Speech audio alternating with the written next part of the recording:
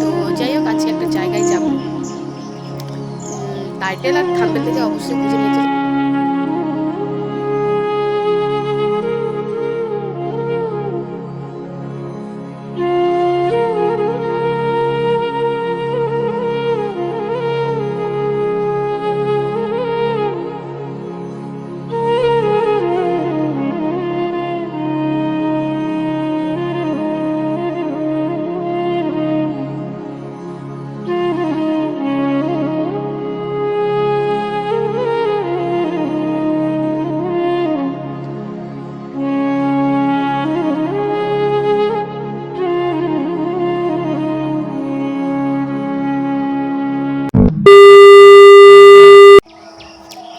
So hello বন্ধুরা, good morning. কেমন আছো সবাই? আশা করছি তোমরা সবাই ভালো আছো, সুস্থ আছো, আর আমরাও ভালো আছি। আমার নতুন একটা ভিডিওতে তোমাদের সবাইকে জানাই অনেক অনেক স্বাগত।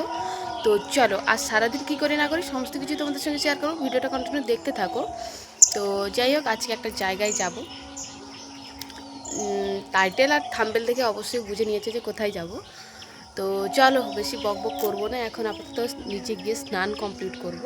আর আমার সঙ্গে আমার মেয়েও এসেছে ছাদের উপরে। এতটাই প্রশ্ন করে না, মানে মাথা খারাপ করে দেবে। কার বাড়িতে যাবে, কোথায় বাড়ি, কিসে যাবে, এই সব প্রশ্ন পাগলির। তো চলো নিচে যাই, স্নান টান করে নিই, ফ্রেশ হয়ে নিই, পরে আবার কথা হচ্ছে তোমাদের সঙ্গে। তো চলো নিচে এসেই কিন্তু স্নান কমপ্লিট করে নিয়েছিলাম। আর আমাদের কিন্তু এখানে টাইম কলের জল আসে সকালবেলা দুপুরবেলা, আগে মানে সকালবেলা বিকালবেলা আসতো আগে, বাট এখন আর আসে না। এই একবেলাই আসে বিকালবেলা, তাও আবার মোটামুটি বলতে গেলে ওই 2-3 বালতিও হয় না, কখনো 1 বালতি কখনো 2 বালতি এরকম জল হয়। তো আজকে মানে কালকে বিকালবেলা কিন্তু আসেনি। আর আজকে স্নান করব কিসে, তার কারণে কিন্তু কলসির মধ্যে যে জল ছিল না ওটা ঢেলে কিন্তু আমি স্নান কমপ্লিট করে নিয়েছিলাম। স্নান কমপ্লিট করার পর কিন্তু এখন কলসি নিয়ে বেরিয়ে পড়েছি জল আনতে যাব বলে। আর আমি কিন্তু পুকুরের জলে স্নান করি না, কারণ পুকুরের জলটা একটু নোংরা হয়ে গেছে, তার কারণে কিন্তু পুকুরের জলে কিন্তু স্নান একদমই করি না। ওই কল থেকে জল নিয়ে এসে তারপরই স্নান করি। যখন এখানে জল হয় মানে টাইম কলে জল পড়ে তখন কিন্তু স্নান করি, আর না হলে কিন্তু কল থেকে গিয়ে নিয়ে আসি। আর বাড়িতে কিন্তু দিদা আর দাদু দুজনই কিন্তু থাকবে। বাড়িতে জল ছিল না, ভাবলাম চলো জল রেখে দিয়ে যাই। দুটো কলসি নিয়ে কিন্তু এখন সাইকেলে করে জল আনতে যাচ্ছিলাম, কারণ আমি কলসি ছাড়া মানে সাইকেল ছাড়া কিন্তু কলসিতে জল নিয়ে আসতে পারি না, কোলের মধ্যে নিয়ে আসতে একদমই পারি না। যাই হোক জল টল নিয়ে চলে এসেছিলাম, এসে কিন্তু এখন চুল টুল আঁচড়ে মাথা টাথা বেঁধে একদম রেডি। এখন গয়নাকাটি যেগুলো আছে, যেই কয়েকটা আমার কাছে গয়না আছে ওইগুলোই কিন্তু এখন পরে নিচ্ছিলাম। আর মামা শ্বশুরের বাড়ি যাব বলে কথা, গয়নাকাটি যেগুলো আছে ওইগুলো পরবো না। আর বিশেষ করে পুজোতে যাচ্ছি, এমনি হয়তো যেতাম তাও ঠিক ছিল, কিন্তু পুজো হচ্ছে লোকজন আসবে, তো ভাবলাম চলো গয়নাকাটি যেগুলো আছে ওইগুলো আমার সামর্থ্য অনুযায়ী বা আমার যতটুকুনি আছে ওইগুলো পরে যাই। আমি কিন্তু শাঁখাগুলোকে খুলে, আমি কিন্তু শাঁখা পোলা খুলে কিন্তু এখন শাঁখা সোনার শাঁখা পোলাগুলো মানে পরে নিচ্ছিলাম। আর যারা শাঁখা পোলা পরে না সেটা সম্পূর্ণ আলাদা, কিন্তু যারা শাঁখা পোলা পরে, যারা এই জিনিসটা মানে বা যারা এই জিনিসটা পরে বা মানে মানে শাঁখা পোলার মর্মটা, তারা কিন্তু একটা কাজ করে, যেটা হচ্ছে শাঁখা চেঞ্জ করার আগেই কিন্তু শাড়ির আঁচল বা একটা গামছা কিন্তু হাতের মধ্যে পেঁচিয়ে নেয়, তারপরে কিন্তু শাঁখা পোলা খোলে। আমাদের নিয়ম আছে, তো তার কারণে কিন্তু ওই রকম করলাম, মানে শাড়ির আঁচলটা হাতের মধ্যে পেঁচিয়ে নিয়ে তারপর কিন্তু শাঁখা পোলাটা খুলেছিলাম। তো যাই হোক শাঁখা পোলা খোলার পর এখন দু হাতে পরে নিয়েছি। আর এখন কিন্তু কানের দুলটা ওটাও কিন্তু পরে নিয়েছিলাম। তো শাশুড়ি মা এসেছিলো, পেছনে দেখেছে অবশ্যই। মা কিন্তু এসেছিল মেয়েকে আলতা পরাবে বলে, তো মেয়েকে আলতা পরাচ্ছিল। আর আমি কিন্তু এই সাইডে রেডি হচ্ছিলাম, হাতেরগুলো পরে নিয়েছিলাম, কানেরটাও পরে নিয়েছিলাম। এই যে গলাটা আগের দিন না গিয়ে কিনেছিলাম আর কি, এইটা পরবো না আর একটা পরবো ভাবছিলাম আর কি। তো যাই হোক দুটো কিন্তু নিয়ে এসেছি, কোনটা পরবো ভাবছিলাম। আর আমি না এই প্রথমবার বিয়ের পর এই প্রথমবার কিন্তু আমি আমার মামা শ্বশুরের বাড়ি যাচ্ছি। তো কোনো দিনও কিন্তু যাই না, এই 4 বছর মানে বিয়ে হয়ে গেল, 3.5 বছর 4 বছর বিয়ে হয়ে গেল, কিন্তু কোনো দিনও কিন্তু একবারও যাইনি মামা শ্বশুরের বাড়ি। এই প্রথমবার যাচ্ছি, খুবই এক্সাইট হয়ে আছি যে কেমন হবে জায়গাটা, নতুন একটা জায়গায় যাচ্ছি, কেমন হবে কেমন কি, খুবই এক্সাইট হয়ে আছি।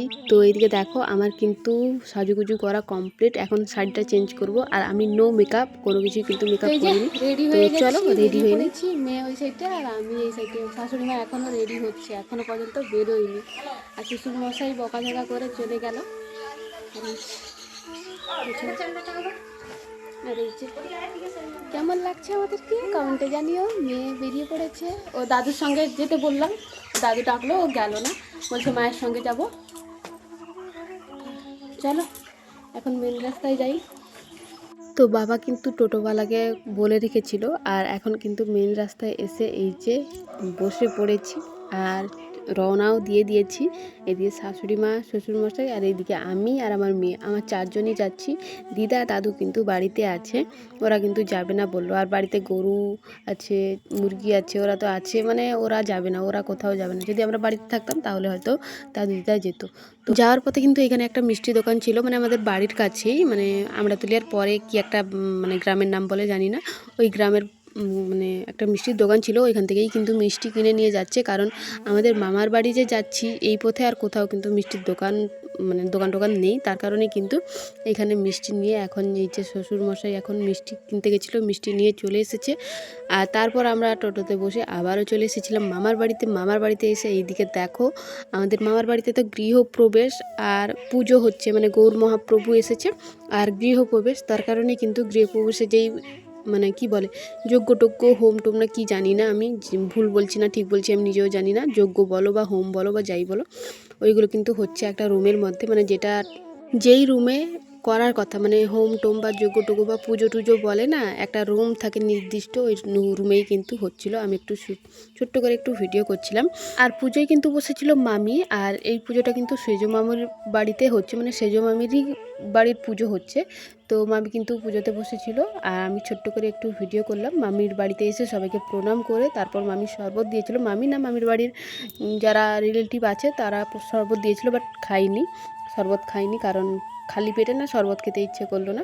তো একটু এক গ্লাস জল খেয়েছি, কারণ বিস্কুট খেয়ে এসেছিলাম বাড়ি থেকে, আর কোনো কিছু এখানে এসেও কিন্তু কোনো কিছু খাইনি। আমাকে খেতে বলেছিল, জোর করেছিল, বাট আমি খাইনি কারণ খিদে ছিল না বলে। তো যাই হোক, তারপর একটু বেলার দিকে ওই 12:30 কি 1টার কাছাকাছি ওই রকমই কিন্তু আমরা খেতে বসে গেছিলাম। ফ্রাইড রাইস দিয়েছিল, আর দিয়েছিল তোমার স্যালাড, একটা লেবু, আর সঙ্গে কিন্তু দিয়েছিল একটা বেগুন। তো ওইগুলো খাওয়া দাওয়া করছিলাম, আর সঙ্গে কিন্তু দিয়েছিল পনিরের তরকারি। তো এখন কিন্তু দুপুরে সবাই মিলে একসঙ্গে কিন্তু খেতে বসে গেছিলাম। এইগুলো খাওয়া দাওয়া কমপ্লিট করে কিন্তু দিয়েছিল সাদা ভাত, ডাল, শাক, আলু ভাজা, আর যেগুলো থাকে তোমার কুমড়োর ঘন্ট, তারপর শুক্তো, পটলের তরকারি, এইগুলোই কিন্তু দিয়েছিল।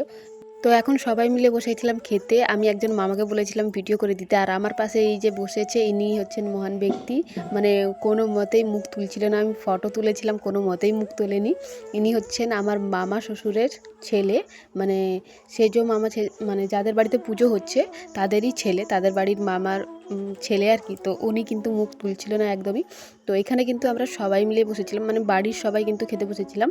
আর বাইরের মানে আত্মীয় স্বজনও কিন্তু কিছু মানুষ এখানে বসেছিল, কিছু মানুষ বাইরে কিন্তু চেয়ার টেবিলের ব্যবস্থা করেছিল, ওইখানেও বসেছিল, বাট আমরা কিন্তু এখানে বসেছি, আমাদের সবাই বসেছি, তো বেশ ভালোও লাগছে।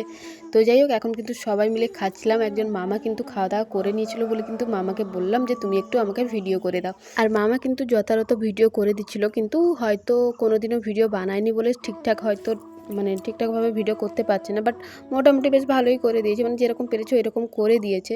দেখো, যারা ভিডিও করে করে অভ্যস্ত তারাই তো একমাত্র বুঝতে পারে যে ভিডিওটা কোন অ্যাঙ্গেল থেকে নিলে বেশ ভালো হবে। কিন্তু মামা ওই সাইডে বসেছিল বলে ওইখান থেকে যেরকম হচ্ছিল ওইরকমভাবেই মামাকে বলছিলাম তুমি একটু ভিডিও করে দাও। তো মামা কিন্তু যেরকম পেরেছিল ওইরকম ভিডিও করে দিয়েছিল, মোটামুটি বেশ ভালো, মোটামুটি খারাপ বলবো না, মোটামুটি আর কি ভিডিওটা করে দিয়েছিল। তো যাই হোক, ভিডিওটা করে দেওয়ার পর কিন্তু মামাকে বলেছিলাম বেশ কয়েকটা ছবি তুলে দিতে। মামা কিন্তু বেশ কয়েকটা ছবি তুলে দিয়েছিল। আর আমার এইখানে কিন্তু মানে মামার বাড়িতে যে গেছি ওইখানে কিন্তু সবাই প্রায় বলতে গেলে মামা আর মামি, ওইখানে কেউ মানে দুজন হয়তো বৌদি বা ভাই এরকম ননদ হবে হয়তো এক দুজন আছে, বাট সবাই কিন্তু মানে মামা আর মামি, প্রায় বলতে গেলে মামা মামি। আর আমার শ্বশুরবাড়ির ওইদিকে তো মানে বলার কোনো কথাই নেই, কাকু কাকিমা আর দিদা দাদু ছাড়া আর কেউ নেই। আজ পর্যন্ত আমি কাউকে বৌদি বলে ডাকলাম না, বা বৌদি বলে কেউ সম্পর্কে আমার আজ পর্যন্ত হয়নি। তো যাই হোক, শেষ পাতে কিন্তু দিয়েছিল পরমান্ন, যেটা পায়েস, তারপর দিয়েছিল দই, তারপর কিন্তু দিয়েছিল মিষ্টি, আর তাতে কিন্তু দিয়েছিল পাঁপড়। তো ওইগুলো দিয়ে ভালো করে খাওয়া দাওয়া কমপ্লিট করে এখন কিন্তু মানে গেছিলাম মামার বাড়িতে, মেজো মামার বাড়িতে। ওইখানে গিয়ে একটু অনেকক্ষণ বিশ্রাম নিয়ে মেয়েকে ঘুমালাম, ও কিন্তু ঘুমোলো না। তো তারপর কিন্তু চলে এসেছিলাম মামার বাড়িতে। আর একটাই দুর্ভাগ্য আমার, একটাই, মানে এত আশা করে মানে মামার বাড়িতে যখন নিমন্ত্রণ দিয়ে গেছিলো না, তখন খুব আশা করেছিলাম যে গৌর মহাপ্রভুর কাছে হয় পুজো দেব বা প্রণাম করব মন ভরে, একটু ভক্তি ভরে একটু কোলে নেব ঠাকুরকে, কিন্তু ওই জিনিসটা আমার আর কপালে হলো না। কারণ লেডিস প্রবলেমের কারণে কিন্তু ঠাকুর ধরা যায় না, জানোই তো, যেটা কমন ব্যাপার, যেটা সেটা আর খুলে ফাটিয়ে বলার কোনো কিছু নেই। তো তার কারণে কিন্তু মহাপ্রভুর কাছে প্রণামও করতে পারলাম না, মহাপ্রভুকে ধরতেও পারলাম না, কোনো কিছুই করতে পারলাম না। এখন কিন্তু ওকে ওর আসনে শুইয়ে দেওয়া হয়েছে। এখন কিন্তু মানে ওর বাড়িতে যাওয়ার পালা। মানে গৌর মহাপ্রভু ওই 5:30 কি এরকম 5টার দিকে কিন্তু, তো মামার বাড়ি থেকে গৌরাঙ্গ মহাপ্রভু বিদায় নিয়েছিল। ছোট্ট করে তোমাদের সঙ্গে ভিডিও শেয়ার করলাম। আর আমার কপালই খারাপ, মানে কি বলবো, কপাল খারাপ বলেও বলা যায় না, যেটা মানে প্রকৃতির যেটা সৃষ্টি, সেটা যদি কেউ তো আর আটকাতে পারে না। তো যাই হোক, তার কারণে কিন্তু আমি ঠাকুরকে প্রণামও করতে পারলাম না, ঠাকুরকে নিতেও পারলাম না। মামার বাড়িতে এই যে সন্ধ্যার দিকে দিয়েছিল চা, তো চলো আমি এখন চা খাই। আজকের ভিডিওটা এই পর্যন্তই। তোমাদের কেমন লাগলো ভিডিওটা অবশ্যই কমেন্টে জানিও। তো চলো সবাইকে টাটা।